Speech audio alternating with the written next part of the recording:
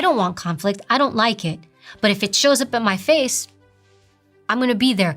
You can also handle people non-emotionally with facts. Okay, earlier on you said X, Y, and Z. Could you explain that to me?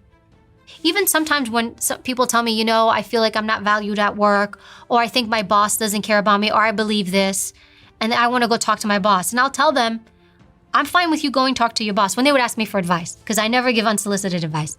I'm fine with you going in there, but do not go in there and say, I think, I feel, I believe. Go in there and say, hey, I did this project, I spent X amount of hours on it, and I made X amount of money for this company. I'd like to put in for a higher position, or I'd like to put in for this other project. Go in with the facts. Facts win because it's harder for people to refute facts. I think I should get this. Well, I think you shouldn't.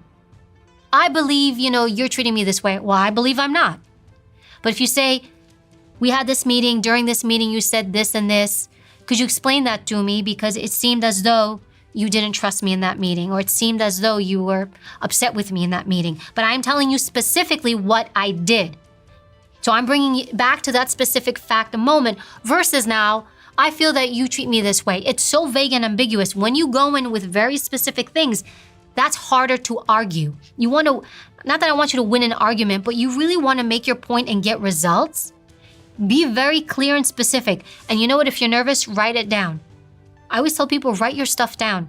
Walk into a meeting, if you're having it with your supervisor, sir, boss, I don't know if people say sir anymore. I used to have to say sir. Sir, I took some notes down, so I hope you don't mind. I'm just going to look to it just to make sure I speak clearly and I don't make any mistakes. And then go through the points.